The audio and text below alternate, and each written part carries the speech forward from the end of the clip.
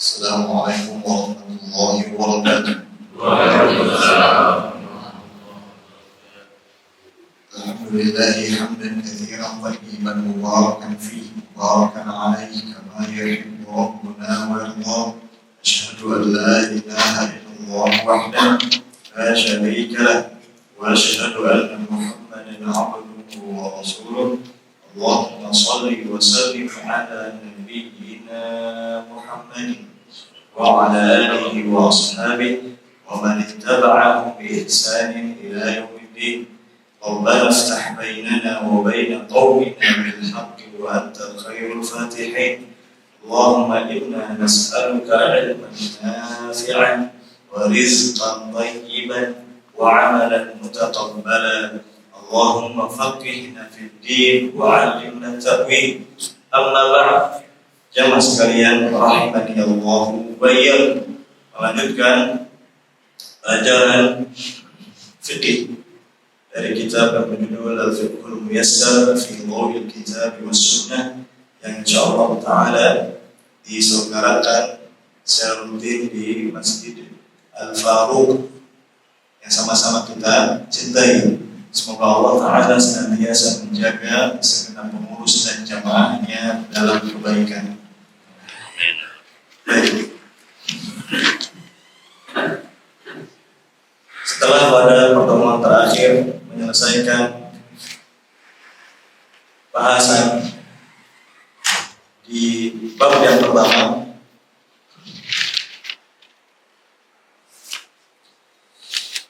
yaitu tentang hukum-hukum bersuci dan macam-macam air, maka pada pagi hari ini insyaallah taala melanjutkan bab berikutnya, yaitu bab yang kedua tentang bejana-bejana atau wadah-wadah.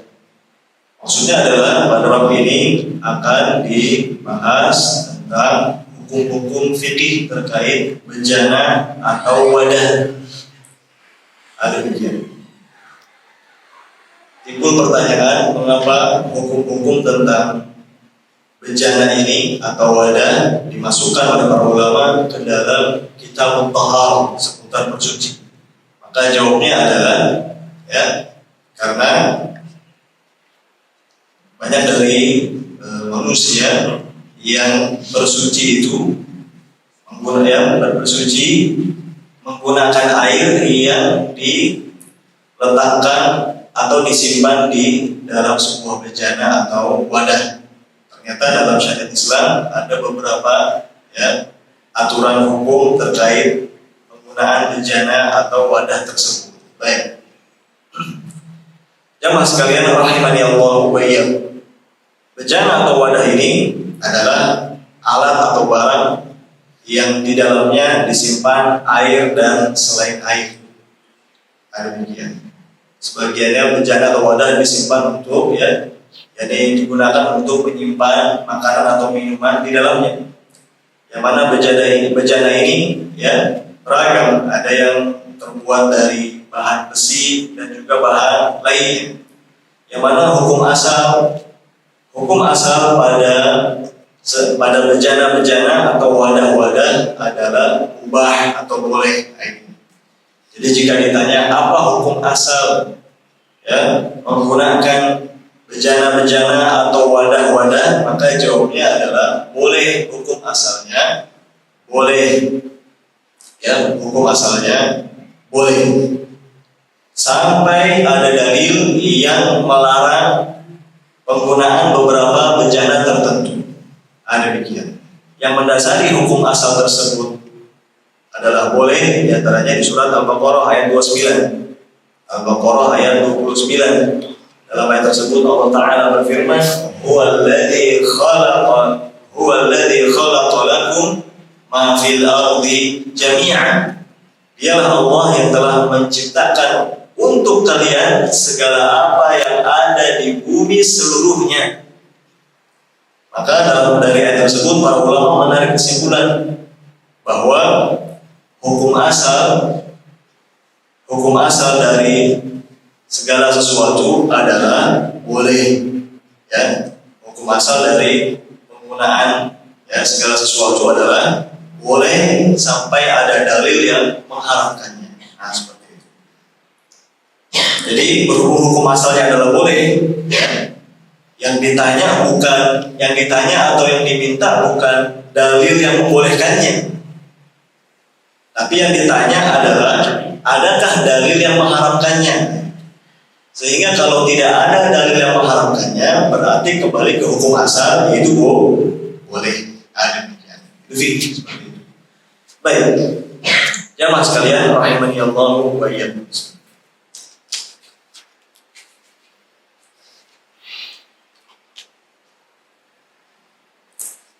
Pada bab ini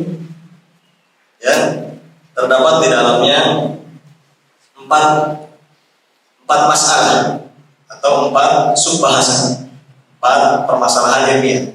Maka langsung masuki masalah yang pertama. Masalah yang pertama ialah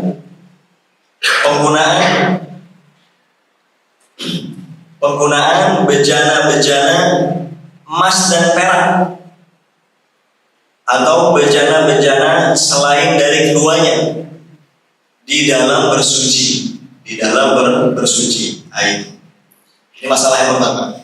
Apa hukumnya menggunakan wadah, baik itu wadah emas, wadah perak, atau wadah yang terbuat dari selain keduanya, selain emas dan perak, yang digunakan untuk bersuci. Jadi menyimpan air wudu atau menyimpan air untuk mandi di bejana tersebut, apa hukumnya? Ada demikian. Maka jawabnya adalah dibolehkan menggunakan seluruh wadah, seluruh bejana, baik untuk makan, minum, dan penggunaan lainnya, dengan syarat bejana yang digunakan tersebut pertama harus suci. Artinya kalau bejananya ada najis padanya, ada najis di dalamnya, maka tidak boleh digunakan. Itu syarat pertama, harus suci. Syarat kedua adalah bejana atau wadah tersebut tetap di dalam hukum asalnya, yaitu mubah, boleh. Ini syarat kedua. Bejana tersebut tetap pada hukum asalnya, yaitu mubah atau boleh. Sehingga wadah-wadah atau bejana-bejana yang telah ditunjukkan oleh dalil tentang pengharaman untuk digunakan, maka tidak boleh digunakan. Nah, itu. Tapi kalau tidak ada dalil yang mengharamkannya, maka dia tetap di hukum asalnya, yaitu boleh. Baik, ada demikian. Jadi kalau terpenuhi 2 syarat ini, suci dan dia dibolehkan dalam syariat, maka hukum menggunakannya boleh. Meskipun bejana atau wadah tersebut terbuat dari bahan yang berharga. Misalnya ada bejana wadah berupa piring atau gelas atau cangkir yang terbuat dari berlian misalnya. Nah, ini berlian berbahan yang berharga. Kalau terpenuhi 2 syaratnya tadi, wadah berlian tersebut suci, tidak ada najisnya, kemudian dia tetap pada hukum asalnya, yaitu boleh, karena memang tidak ada dalil yang mengharamkan bejana berlian, tidak ada, maka dia tetap pada hukum asalnya, yaitu mubah. Maka boleh menggunakan bejana berlian tersebut, baik untuk makan, minum, atau penggunaan lainnya. Termasuk bersuci, boleh berwudu, misalnya dari gayung yang terbuat dari berlian, boleh. Ada demikian. Kecuali, barulah sekarang ada pengecualian. Kecuali bejana atau wadah emas dan perak. Dalam syariat ada pengecualian. Kecuali bejana atau wadah emas dan perak, karena sesungguhnya telah diharamkan makan atau minum ya pada bejana tersebut, emas dan perak. Nanti kita akan sebutkan dalilnya. Jadi ya diharamkan untuk ya makan dan minum pada bejana atau dari bejana yang terbuat dari emas atau perak, sehingga diharamkan seseorang makan atau minum ya dari piring emas, gelas atau cangkir emas. Bahkan ulama menyebutkan termasuk diharamkan makan atau minum ya dari sendok garpu yang terbuat dari emas dan perak. Nah, itu diharamkan. Demikian. Berdasarkan sabda Rasulullah Sallallahu Alaihi Wasallam dalam hadis yang sahih diriwayatkan oleh Al-Bukhari dan Muslim, beliau bersabda, ya, la tashrabu fi aniyati adh-dhahabi wal fiddah wa la ta'kulu fi sihafiha fa innaha lahum fid dunya wa lakum fil akhirah. Beliau bersabda yang artinya, janganlah kalian meminum pada bejana emas dan perak, dan janganlah kalian makan pada piring-piring atau wadah-wadah yang terbuat dari emas dan perak. Kenapa? Beliau jelaskan alasannya. Karena sesungguhnya bejana emas dan perak itu untuk orang-orang kafir di dunia dan untuk kalian nanti di akhirat. Sabda Nabi Sallallahu Alaihi Wasallam. Demikian. Maka ini ya adalah dalil yang mendasari tentang keharaman penggunaan bejana emas dan perak. Jelas nasnya dari Nabi SAW menggunakan redaksi larangan, la tashrabu wa la ta'kulu. Ya, janganlah kalian minum dan janganlah kalian makan dari bejana-bejana tersebut. Demikian, itu larangan. Kemudian Nabi SAW menjelaskan ya bahwa bejana-bejana yang terbuat dari emas dan perak itu untuk orang-orang kafir sewaktu di dunia saja. Demikian, untuk orang-orang kafir sewaktu di dunia saja. Apakah berarti orang-orang kafir memang dihalalkan menggunakan bejana emas dan perak? Jawabnya tidak, bukan begitu. Ya, jawabnya ketika Nabi SAW menyebutkan bahwa bejana emas dan perak itu hanya untuk orang-orang kafir di dunia, ini menunjukkan ancaman bahwa nanti di akhirat mereka tidak akan dapat. Bahwa nanti di akhirat mereka tidak akan menggunakannya. Ancaman, karena mereka akan disiksa dalam neraka. Seperti itu. Baik. Sehingga orang-orang kafir ya, di samping kekafiran mereka ya, maka mereka juga mendapatkan ya dosa yang banyak akibat mereka menggunakan bejana-bejana emas dan perak sewaktu di dunia. Lalu ketika Nabi SAW mengatakan walakum fil akhirah, dan bejana-bejana emas dan perak itu untuk kalian, yakni orang-orang beriman nanti di akhirat, berarti sewaktu di dunia diharamkan.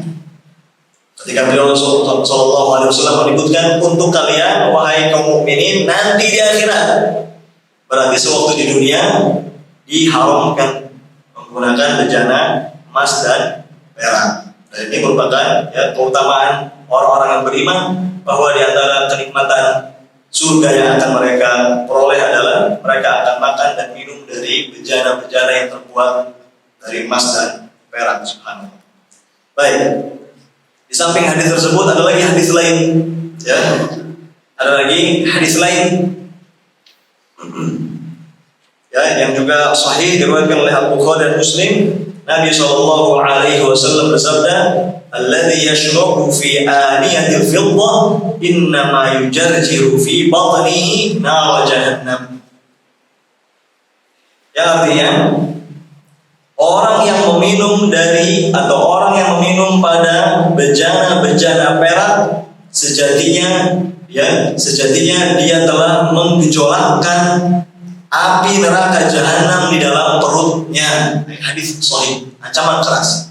Ketika ada ancaman seperti itu, maka yang menunjukkan perbuatan tersebut termasuk dosa dosa besar. Ya, dosa besar. Maka seorang muslim jauh dari ya perbuatan-perbuatan seperti petantang, petenteng, sombong, ya, bisa makan dan minum dari bejana yang terbuat dari emas dan perak dan seterusnya. Sedot, misalnya ada sedotannya terbuat dari emas atau perak, nggak boleh, haram. Ya, diharamkan. Ada demikian.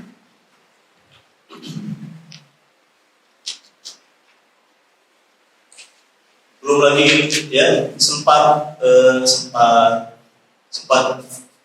viral ya, yang katanya ada istilah makanan sultan, es krim pakai serpihan emas kan ya. Nah, ini kebodohan, kejahilan ya, nggak boleh ya, karena memang ya, dalam syariat nggak boleh itu, haram ya, diharamkan ya. Emas itu bukan untuk dimakan, haram. Dan itu ya mengandung unsur kesombongan di dalam agama Islam, nggak boleh. Kamu sekarang bangga ya, difoto, dibuat video, disebar dan seterusnya, bangga terhadap maksiat yang dikerjakan, ini keburukan. Ada ini. Itu dari sisi syariat. Yang kedua dari sisi ya medis disebutkan bahwa itu ada bahaya itu. Ya, ada bahaya dari sisi kesehatan menelan serpihan emas itu. Nah, baik. Bukan sultan kalau begitu, itu sultan. Nah, baik. Semoga Allah Taala berikan petunjuknya kepada kita semua dan kaum muslimin. Baik, jamaah sekalian rahimakumullah wa iyyakum. Jadi jelas ya, itu pengecualiannya, diharamkan menggunakan bejana emas dan perak ya, untuk digunakan di dalam makan dan minum. Ada ini. Timbul pertanyaan. Tadi nas hadisnya Nabi SAW hanya menyebutkan makan dan minum. Lalu bagaimana hukum menggunakan bejana emas dan perak pada selain makan dan minum? Misalnya yang sedang kita bahas di sini adalah masalah bersuci. Apa hukumnya bersuci? Ya, menggunakan air dari bejana emas dan perak. Sementara tadi nasnya itu hanya melarang makan dan minum. Bagaimana kalau wudu atau mandi menggunakan air dari bejana yang terbuat dari emas dan perak? Apa hukumnya? Maka ya, berdasarkan kesepakatan ya seluruh mazhab fikih yang 4 ya, ada mazhab Hanafi, Maliki, Syafi'i dan Hambali, semua mereka sepakat ya bahwasanya bersuci dari bejana-bejana emas dan perak, bersucinya dihukumi sah bersamaan dengan dosa. Itu dia. Ya, misalnya seseorang ada yang punya tadi ya semacam baskom kecil atau gayung terbuat dari emas atau perak, ingin wudu atau mandi dari gayung tersebut. Bagaimana hukum wudu dan mandinya? Wudunya untuk mengangkat hadas kecil, mandinya untuk mengangkat hadas besar. Bagaimana hukumnya? Maka bersucinya tetap dinyatakan sah, namun bersamaan dengan keharaman. Tetap diharamkan, ya, tetap diharamkan. Ada demikian. Jadi bersucinya sah, hadas kecil dan hadas besarnya terangkat, namun bersama dengan itu pelakunya tetap melakukan dosa besar, diharamkan. Ada demikian. Kembali lagi tadi, kok diharamkan? Sementara nasnya itu tadi cuma makan dan minum. Maka jawabnya dijelaskan oleh ulama kita, di antara alasan mereka adalah ini penyebutan makan dan minum bukan pembatasan, tetapi memang mayoritas penggunaannya itu pada makan dan minum. Tapi bukan cuma itu, ya, masuk kepada penggunaan lainnya. Karena ya ilatnya sama, yaitu adanya unsur kesombongan. Ulama menjelaskan kenapa diharamkan. Di antara alasannya, di antara hikmahnya adalah pertama, karena berbuat seperti itu ada unsur kesombongan, menyombongkan diri di hadapan orang lain. ya, menyombongkan diri terhadap orang lain. Yang kedua, ya, mengandung unsur menyakiti kaum, ya, menyakiti orang-orang fakir miskin. Itu yang kedua. Tadi yang pertama, ya, karena akan menimbulkan sifat kesombongan. Yang kedua, dapat menyakiti perasaan, ya, orang-orang fakir dan miskin. Bagaimana tidak disakiti? Mereka makan aja susah, ini bapak wudunya pakai gayung emas, paham gitu ya? Dia punya saudara, punya tetangga, ya, kesusahan ekonominya, fakir miskin, tapi dia bisa wudu dari gayung yang terbuat dari emas. Itu jelek gitu, sakit hati lah orang fakir miskin melihat itu. Ya, kemudian yang ketiga di antara alasan para ulama adalah karena emas dan perak itu digunakan untuk alat tukar. Kalau digunakan buat gayung, ya, sendok, garpu dan seterusnya, habis nanti bahan buat alat tukarnya. Ada demikian. Agak itu ya antara alasannya ya. Jadi tentang bersucinya sudah kita terangkan. Baik. Dan disebutkan di sini bahwa larangan ini bersifat umum.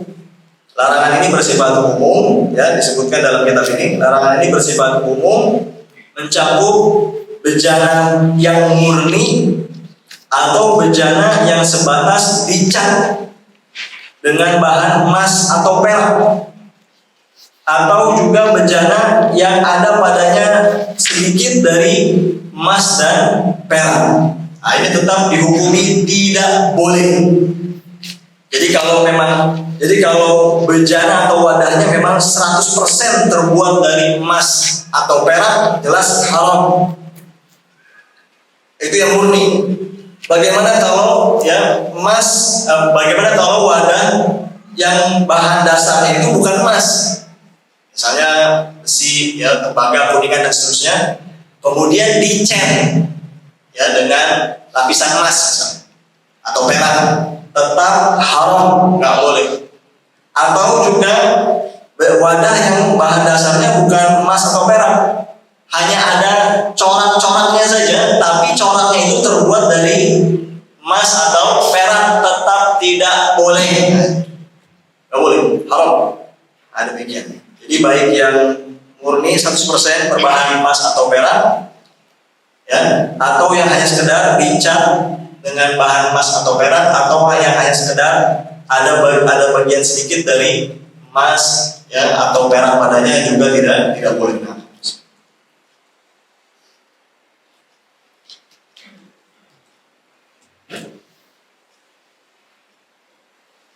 Ya mas kalian, rahimani Allah wa iyyakum, masuk kepada masalah yang kedua.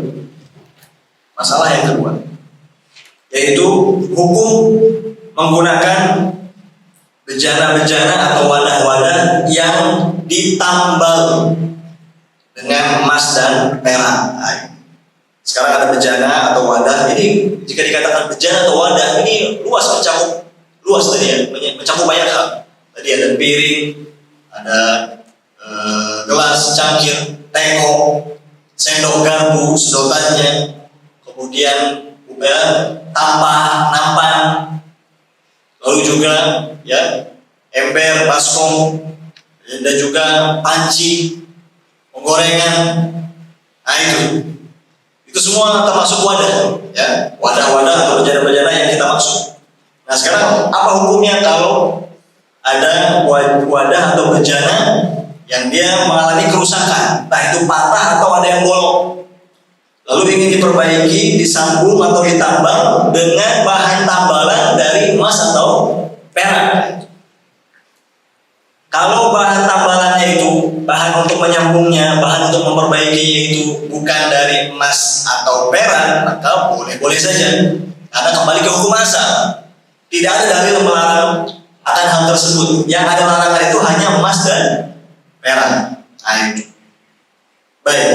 Nah, sekarang yang jadi masalah adalah bagaimana kalau bahan untuk memperbaikinya, menservisnya itu dari emas atau perak. Maka ada rincian di sini. Ya. Pertama, kalau bahan untuk memperbaikinya, menyambungnya atau menambalnya itu terbuat dari emas, bahan untuk menambalnya itu dari emas, maka secara mutlak haram, tetap boleh. Ya. Menggunakan wadah yang ditambal menggunakan emas itu hukumnya tetap haram mutlak. Ya, berdasarkan kumar hadis tadi yang sudah kita bacakan. Ada demikian. Itu rincian pertama. Rincian kedua itu tadi yang pertama emas. Rincian yang kedua kalau tambalannya dari bahan perak. Kalau tambalannya dari bahan perak, maka jika hanya sedikit saja ya bagian tambalannya itu dibolehkan menggunakan wadah tersebut. Mengapa? Karena ada hadis lain yang mengkhususkan itu. Disebutkan dalam hadis yang sahih diriwayatkan oleh Al-Bukhari, hadis Anas radhiyallahu anhu, ya, beliau mengatakan bahwa pernah ya bejana Rasulullah sallallahu alaihi wasallam patah. Lalu beliau menjadikan pada bagian yang patah tersebut ya silsilatan min fiddah, ya semacam sedikit itu ya, serabut atau ya sehelai dari perak kain. Ini hadis yang sahih. Ya, perhatikan hadis itu. Bahwa Nabi SAW pernah mengalami ya salah satu wadahnya mengalami patah, lalu diperbaiki pada bagian yang patah tersebut menggunakan tambalan atau sambungan ya hanya sehelai saja, nggak banyak. Ya, sehelai yang terbuat dari perak itu hadisnya. Maka dari hadis tersebut ya diambillah hukum bahwa kalau bahan tambalannya dari perak dan hanya sedikit, maka itu boleh. Kalau bahan tambalannya itu hanya dari perak, kalau emas tadi mutlak tetap nggak boleh. Kalau bahan tambahan dari perak dan sedikit, karena memang ada kebutuhan untuk memperbaiki itu, maka boleh menggunakan wadah tersebut. Kenapa emas tidak boleh? Karena tidak ada dalil yang mengeluarkannya, tidak ada dalil khususnya, tidak ada dalil yang mengkhususkannya. Berarti dia tetap kepada sebelumnya, yaitu diharamkan. Kalau perak sebelumnya diharamkan juga, tapi ada hadis lain sehingga mengeluarkan dia dari ya keharaman tersebut. Ada demikian. Jadi catatannya tadi untuk tambalan, ya. Kalau tambalannya itu perak, kemudian sedikit dan ada kebutuhan, maka itu boleh ada. Adapun tambalan terbuat dari emas itu mutlak tetap tidak boleh. Jamaah sekalian rahimani Allah wa iyyakum. Masuk pada masalah yang ketiga, insyaallah selesai ya, pada pagi hari ini babnya. Masuk pada masalah yang ketiga, yaitu tentang wadah-wadah orang kafir. Bejana-bejana orang kafir atau non-muslim. Bagaimana hukumnya seorang muslim menggunakan wadah atau bejana milik orang-orang kafir? Nah, dibahas ini oleh para ulama. Baik, ya, ada begini. Maka untuk masalah yang ketiga ini duduk perkaranya seperti itu. Ya. Kalau wadahnya tadi itu adalah wadah emas atau perak, maka ya diharamkan menggunakannya, baik wadah tersebut milik muslim atau non muslim. Kalau wadahnya emas dan perak itu dari zatnya saja sudah tidak boleh menggunakannya, baik itu milik muslim ataupun non muslim. Ya, jadi bahasan kita di masalah ketiga ini adalah wadahnya bukan wadah emas dan perak, tapi terbuat dari bahan lain, besi, tembaga, kuningan, ya, aluminium, plastik, kayu, dan seterusnya. Namun ini milik orang kafir. Bagaimana hukum menggunakannya bagi seorang muslim? Ada begini. Maka disebutkan dalam kitab ini, ya, tetap pada hukum asalnya, bahwa hukum asal pada bejana milik orang kafir itu dihalalkan. Halal, boleh menggunakan wadah atau bejana milik orang kafir. Hanya saja ada perincian di sini. Ada dua perincian. Perincian yang pertama, dari hukum asalnya menggunakan wadah milik orang kafir tetap halal, tidak diharamkan. Hanya saja ada dua perincian di sini. Perincian yang pertama, jika wadah orang kafir tersebut telah diketahui kenajisannya. Ya.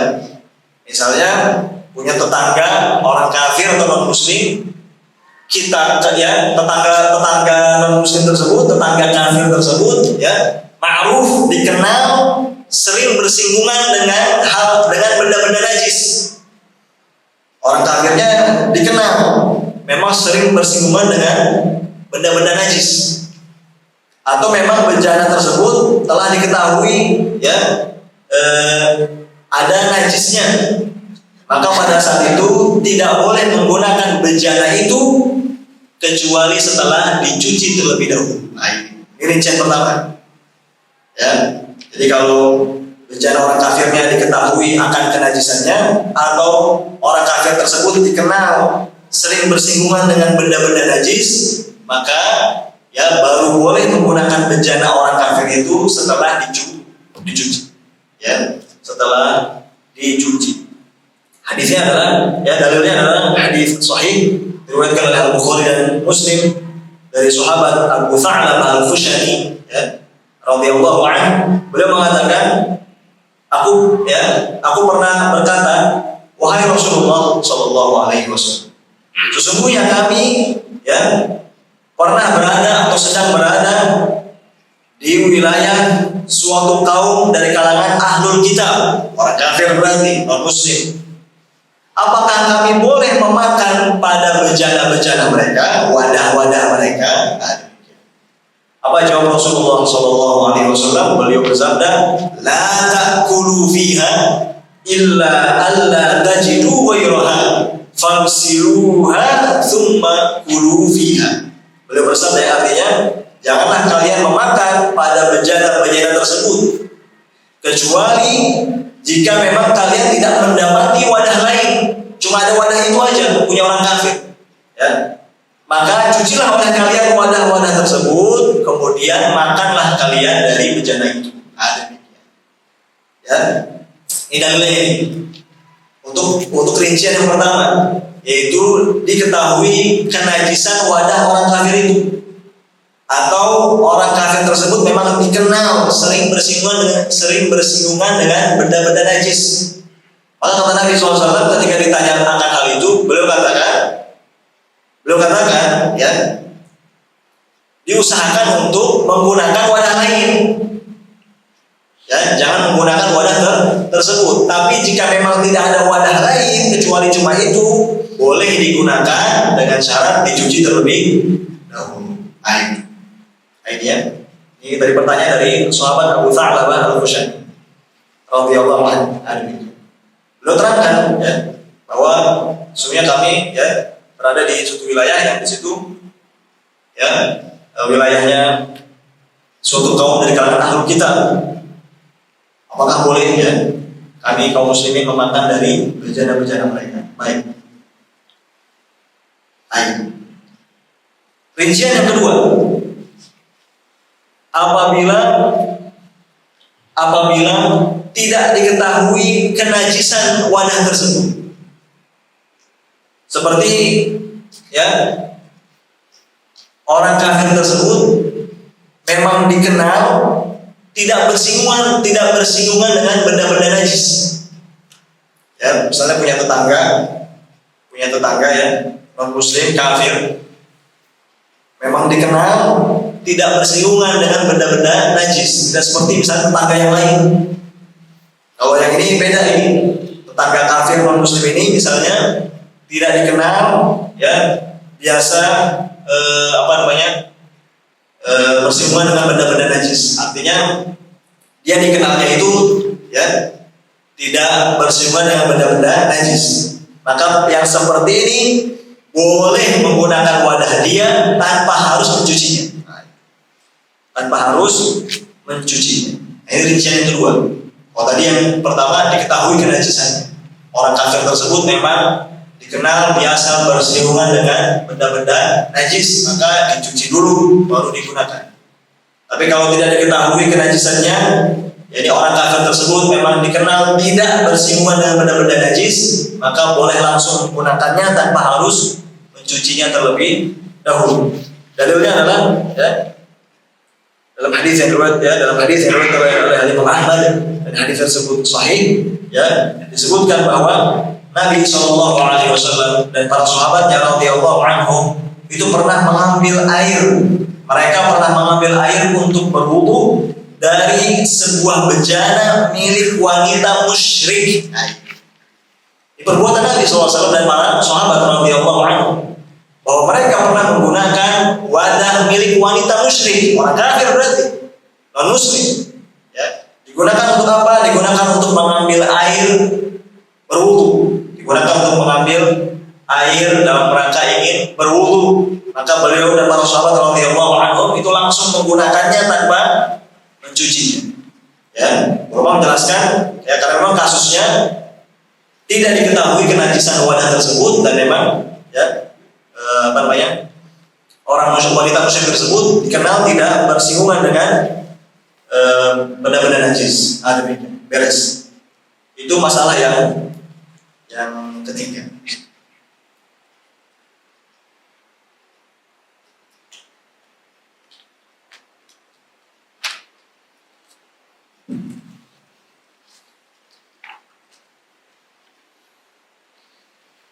Baik.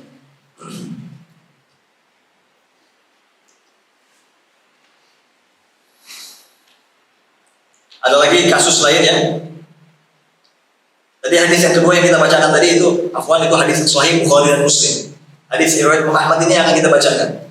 Pernah suatu ketika ada pemuda Yahudi yang mengundang Nabi SAW, ya, mengajak Nabi SAW untuk menyantap roti gandum, dan juga menyantap ya semacam minyak dan lemak, itu ya. Maka Nabi pun SAW memakan dari sajian atau jamuan tersebut. Nah, ini dia. Nabi SAW pernah ya diajak oleh seorang Yahudi ya untuk menyantap suatu sajian, ya, sajian roti dari yang terbuat dari gandum dan juga dari ya minyak beserta lemak. Maka Nabi SAW memakan dari sajian tersebut, padahal yang menyajikan orang Yahudi. Nah, itu menunjukkan akan kebolehan hal tersebut. Nah, karena memang ya sembelihan ahlu kitab, baik itu Yahudi ataupun Nasrani, boleh ya. Sembelihan ahlu kitab, baik itu Yahudi ataupun Nasrani, halal bagi kaum muslimin untuk memakannya. Adapun kalau orang-orang kafir di luar ahlu kitab, maka nggak boleh memakan sembelihan mereka. Tidak boleh memakan sembelihan mereka berdasarkan dalil yang menunjukkan akan hal itu. Baik, jamaah sekalian, rahimani Allah wa iyyakum. Tersisa masalah yang keempat dan ini yang terakhir. Sebelum nanti ya soal jawab bila ada yang ingin disampaikan. Masalah yang keempat, masih semangat ini? Sebagian dari yang berubah.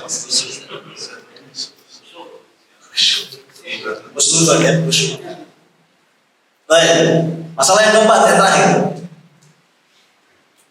yaitu ya bersuci pada wadah-wadah yang terbuat dari kulit bangkai. Bersuci pada wadah-wadah yang terbuat dari kulit bangkai. Baik. Dan ini ada ya, terlebih ya di zaman dahulu, bahwa ya banyak dari manusia yang membuat wadah atau bejana itu terbuat dari kulit hewan, kulit binatang, dijadikan wadah ya untuk menyimpan makanan dan semisalnya. Dan juga ada yang bisa untuk menyimpan air. Nah, bagaimana hukum menggunakan wadah tersebut kalau wadah itu terbuat dari kulit bangkai? Berarti bahasan kita adalah kulit ini kulit bangkai. Berarti kalau kulitnya itu kulit dari binatang yang disembelih, misalnya dari kulit sapi, kulit kambing, ya, yang disembelih sapi atau kambing tersebut. Kalau kasus seperti ini, maka jelas halal boleh menggunakan kulit sapi atau kulit kambing tersebut untuk dibuat sebagai bejana, karena memang bukan bangkai, dipotong, nah itu, ya, disembelih.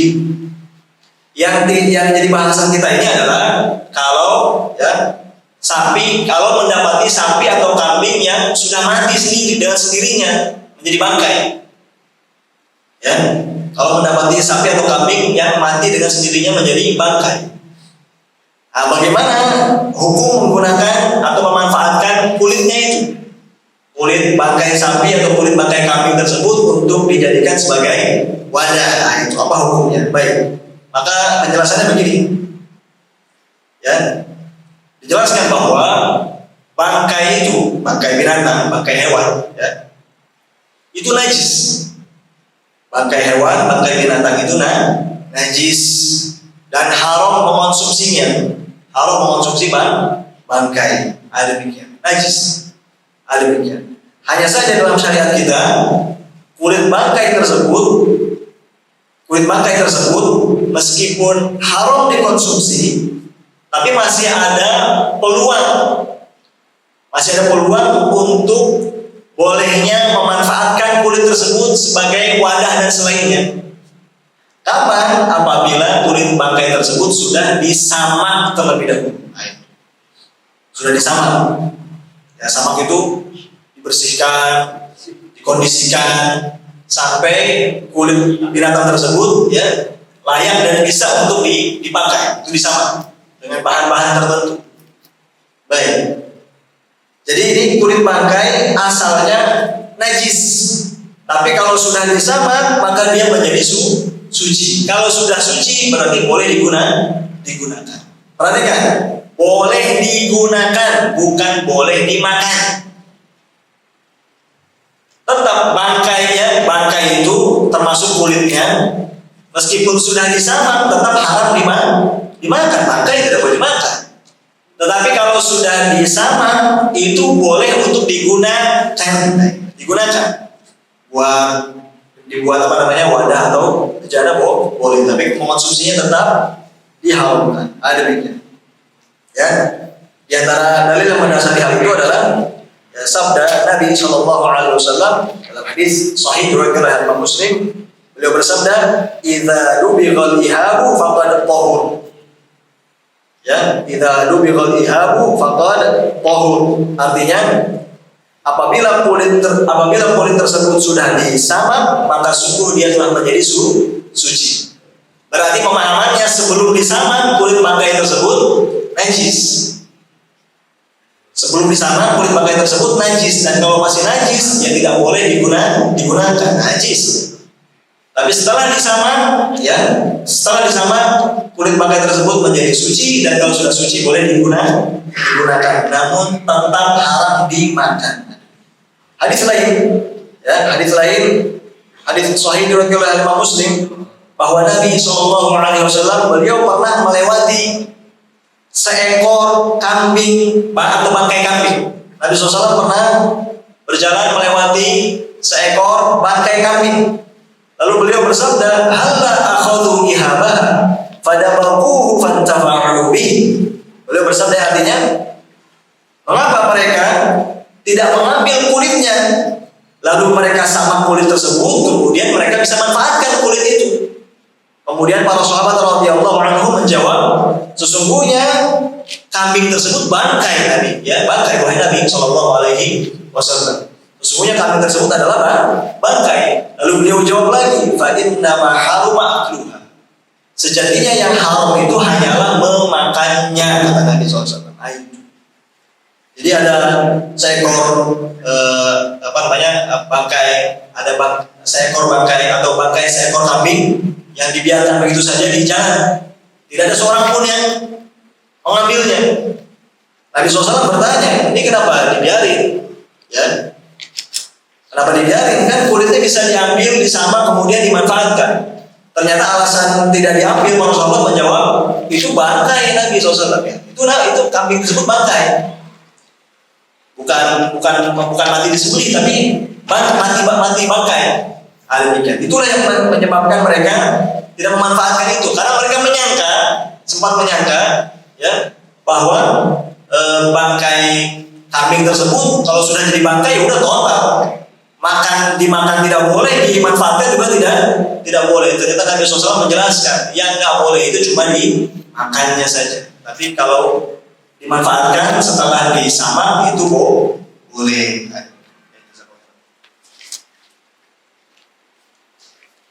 Ada. Jamaah sekalian rahimani Allah wa iyyakum, sedikit lagi selesai dari masalah keempat.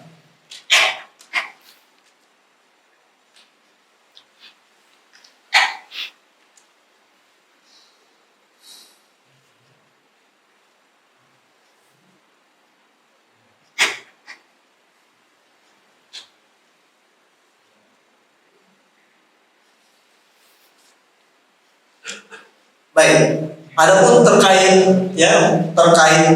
menyamak, kalau mau detailnya ya bisa searching, cari ya, yang ahli, yang biasa mengurusi kulit, bagaimana itu menyamak kulit sehingga ya kotoran-kotoran, ya bakteri-bakteri yang ada pada kulit tersebut bisa hilang sehingga layak digunakan. Karena kalau tidak jago menyamak ya, nah itu tentu kulit akan menimbulkan aroma bau yang tidak sedap. Ada kulit binatang. Baik, maka disebutkan di sini secara singkat ya, menyamak itu dengan cara membersihkan ya kotoran-kotoran, penyakit-penyakit yang ada di kulit tersebut, ya yang ada di kulit tersebut dengan menggunakan beberapa bahan yang dicampur dengan air seperti garam dan semisalnya. Ada lagi tumbuhan-tumbuhan tertentu yang khusus digunakan untuk menyamak, disebutkan dalam kitab ini ya seperti ya daun korong itu seperti daun akasia atau juga seperti ar ini mirip pinus ya, dan bahan-bahan semisalnya yang bisa digunakan untuk menyamak. Ada demikian. Lalu singkatnya kesimpulan di kitab ini ya, di kitab ini dijelaskan bahwa kesimpulan ini terkait menyamak kulit bangkai binatang. Disebutkan di sini bahwa setiap binatang yang menjadi bangkai, yakni mati dengan sendirinya, dan binatang tersebut adalah termasuk binatang yang halal dimakan, maka kulit bangkainya itu bisa menjadi suci dengan disamak.